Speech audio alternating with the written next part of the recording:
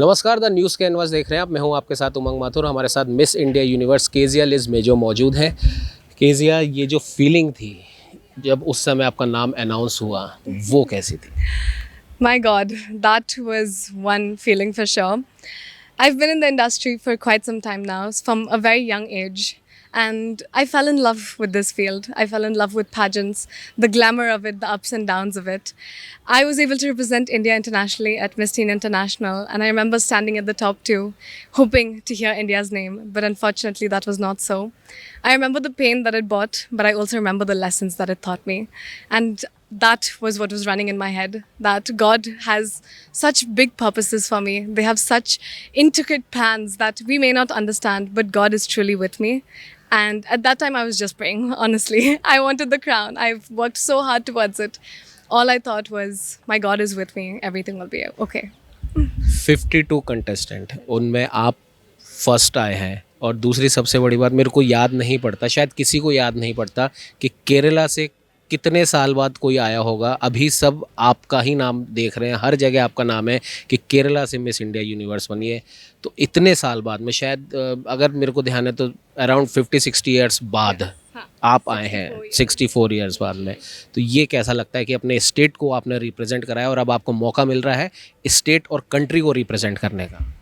First and foremost, it is my honor to be the first Malayali to bring this crown back home. It was always my biggest dream to represent Kerala, to represent India in everything I do.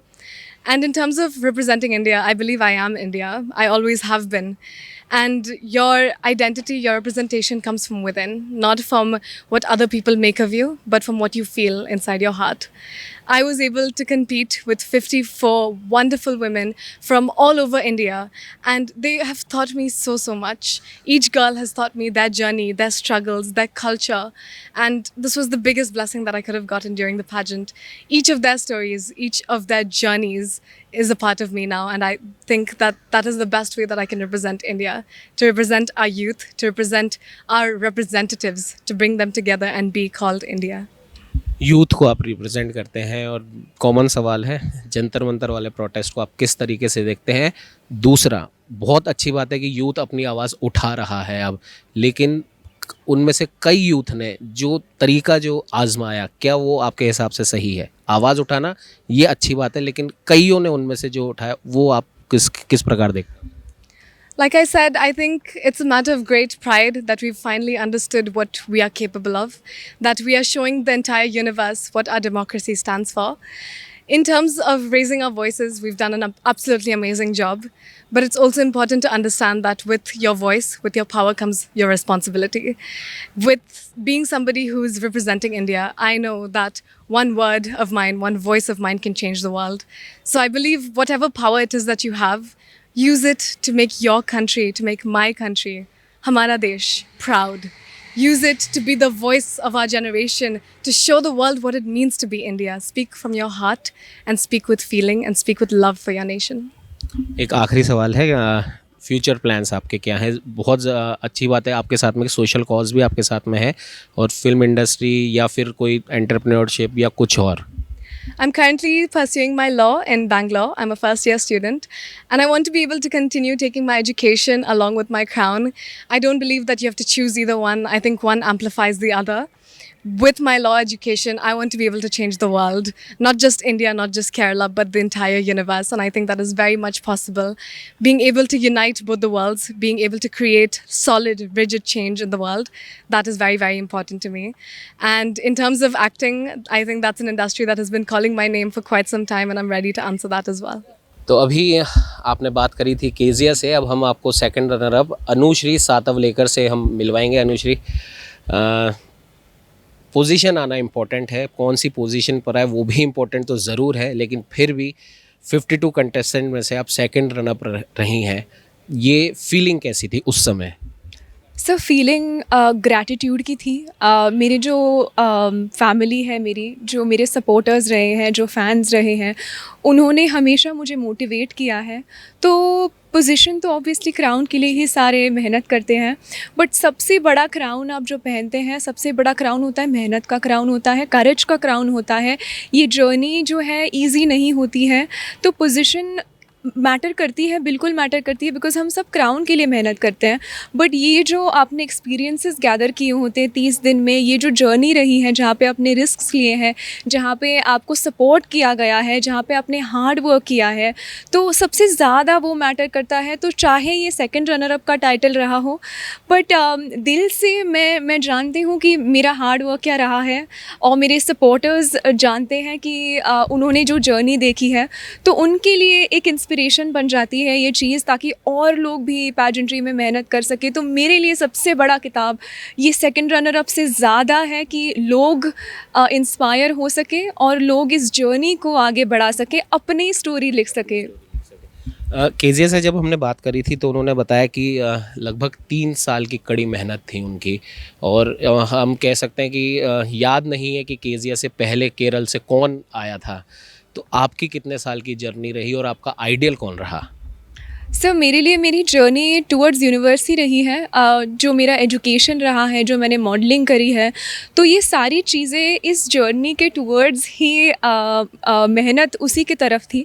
तो मेरी starting की journey रही है जब मैं 16-17 साल की थी। तब मैं छोटे छोटे हील्स पहन के अपने बालकनी में प्रैक्टिस करती थी, और तभी मेरे पास इतनी परमिशन नहीं थी, उतना फ्रीडम नहीं था कि मैं बता सकूँ कि मुझे पैजेंट्री करनी है, बिकॉज मैं थोड़े कंजर्वेटिव बैकग्राउंड से आती हूँ। तो उनके लिए कन्विंस करना एकेडमिक्स के बियॉन्ड किसी को अपनी ड्रीम समझाना बहुत मुश्किल था। तो जब मेरा एजुकेशन कंप्लीट हो गया, जब मुझे इस इंडस्ट्री के बारे में ज़्यादा नॉलेज आया, पता चला कि मिस यूनिवर्स का टाइटल बस हम किस तरीके के कपड़े पहनते हैं और किस तरीके से दिखते हैं, उसके बियॉन्ड होता है कि आप जिस तरीके से बात करते हो, कितने लोगों के दिल को छू सकते हो। तो ये ज़्यादा बड़ी चीज़ होती है, और ये मुझे मेरे एजुकेशन से कामयाब हुई है, जो मैं कर पा रही हूँ, जो भी मैं बात कर पा रही हूँ, ये पूरा एक्सपीरियंस एजुकेशन थ्रू रहा है। तो मेरी ये जर्नी रही है बहुत बहुत सालों से। अब मैं 25 हूँ, तो ऑलमोस्ट 8 से 9 साल रहे हैं कि एक विज़न को लेके आगे चलना और एक विज़न को मैनिफेस्ट करना। अनुश्री, हमने देखा है भले ही पेजेंट्री हो या फिर और कोई सा कंपटीशन हो, अक्सर हमने देखा है जो फर्स्ट पोजीशन पर आ गए तो उन्हें तो सब खैर पूछते ही हैं, लेकिन एक बड़ा जो मुकाम हासिल करा है वो अक्सर, अगर हम रियलिटी शोज़ पे जाएं तो डांस इंडिया डांस और वो सब ने देखा है, उसमें जो भी सेकंड आए या थर्ड आए आज वो बहुत बड़ा नाम है। राघव जुएल एक बहुत बड़ा नाम है, शक्ति बहुत बड़ा नाम है, और भी इंडस्ट्री हो गया या और कोई सी जगह हो गई, वहाँ पर दूसरे या तीसरे स्थान पर आने वालों का नाम बहुत बड़ा हुआ है। तो ये वाली चीज़ें जब आपके दिमाग में आती होंगी तब कैसा लगता है और तब क्या सोचते हो आप? पहली बात तो मैं किताब के लिए बहुत ही ग्रेटफुल हूँ। पहले आइए, दूसरे आइए, जैसे मैंने पहले कहा था कि जर्नी जो रहती है, अपने एक्सपीरियंसेस रहते हैं, पर्सपेक्टिव्स रहते हैं। आप जिनकी बात कर रहे हैं वो लोग एक टाइटल को लेके नहीं चले हैं, उन्होंने अपने एक्सपीरियंस को लिया है, अपने पर्सपेक्टिव को लिया है, और उन्होंने उस तरीके से मेहनत करके, बिकॉज उनकी लाइफ यहाँ एंड नहीं होती, उनकी लाइफ वो पर्सपेक्टिव को लेके बिगिन करता है।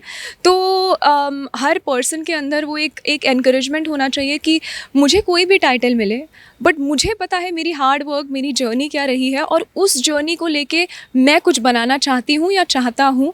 तो मेरे लिए भी वो इंस्पिरेशन है जिन लोगों का आप नाम ले रहे हैं, जो पहले या दूसरे किताब पर आए हैं, मेन टाइटल नहीं मिला है जिन्हें, क्योंकि एक टाइटल जो होता है ना, वो हमारी लाइफ डिसाइड नहीं कर सकता। आप उस टाइटल के साथ करना क्या चाहते हैं, और आपकी जो अंदर की बुनियाद होती है वो बहुत स्ट्रॉन्ग होनी चाहिए, और कीप वर्किंग फॉरवर्ड, ये मैं बोलूँगी। तो मेरे लिए आपने जो नाम लिया, thank you so much, because मुझे बहुत इंस्पायरिंग लगता है कि हमेशा एक टाइटल नहीं डिसाइड कर सकता अपनी लाइफ, बट आप डिसाइड करते हो आपको क्या चाहिए अपने लाइफ के साथ, विद द एक्सपीरियंसेस जो आपको मिले हैं इस टाइटल के वजूद पर।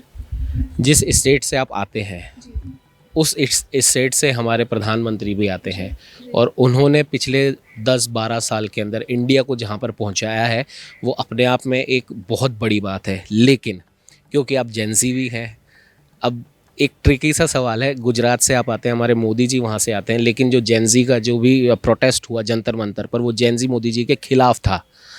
तो गुजरात से आने के साथ साथ जेंजी में हो आप लोग, तो इस पूरे मैटर को आप किस प्रकार से देखते हो? मैं बोलूँगी कि हम जो यूथ रही हैं वो हम किसी के खिलाफ नहीं हैं, हम किसी चीज़ के लिए स्टैंड करते हैं। तो हम किसी पॉलिटिशियन, किसी लीडर के खिलाफ नहीं हैं, हम अपनी बात रखना चाहते हैं। हम एजुकेशन को रिफॉर्म करना चाहते हैं, बिकॉज़ एजुकेशन ये फाउंडेशन होता है किसी भी सोसाइटी का।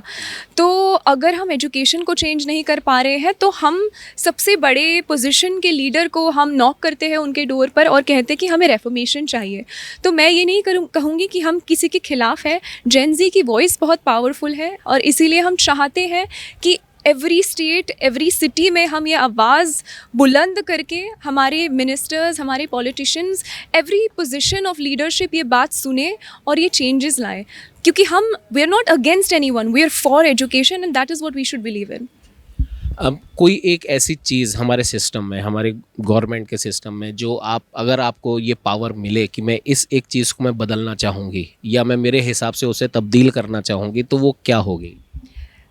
हमारी पॉपुलेशन 1.4 बिलियन है, तो मैं बस ये कहूँगी कि हमारी एक चेंज जो मैं लाना चाहूँगी वो है द पावर ऑफ लिसनिंग।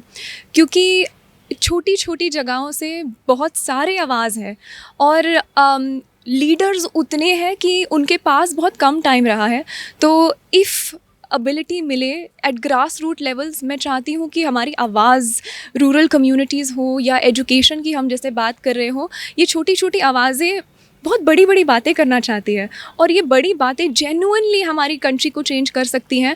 तो वही है कि पावर ऑफ लिसनिंग बहुत इंपॉर्टेंट है, बिकॉज जब आप सुनते हैं एज अ लीडर तभी आप परिवर्तन ला सकते हैं, तभी आप चेंजेस ला सकते हैं और कंट्री को रिफॉर्म कर सकते हैं। और बातें बस उस टॉप पोजीशन पे नहीं सुननी चाहिए, बातें सुननी चाहिए बियॉन्ड पॉलिसी डोर्स, बातें सुननी चाहिए अपने लोगों की, कहीं से भी वो आते हो, उनकी प्रॉब्लम्स होती है, बट सुनना सबसे बड़ी चीज़ है।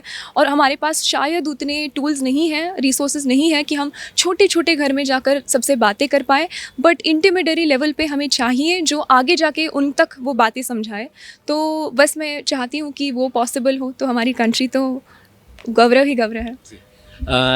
एक लास्ट सवाल ये है, ये कॉमन सवाल है, आप सभी से ये सवाल ज़रूर पूछा गया होगा, कैरियर और अपना फ्यूचर आप फिल्म इंडस्ट्री में देखते हैं, सोशल कॉज में देखते हैं, या क्योंकि आप बोलते बहुत अच्छे हैं पॉलिटिक्स में देखते हैं?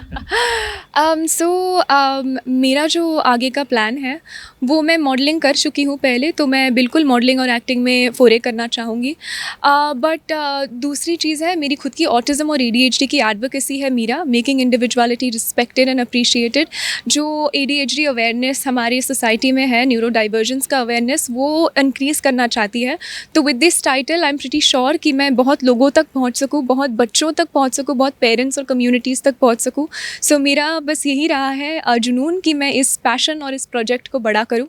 और डेफिनेटली मैं खुद का एंटरप्रेन्योरल बिजनेस चालू करना चाहती हूं। जैसे आप ये ड्रेस देख रहे हैं, ये मैंने खुद डिज़ाइन किया है।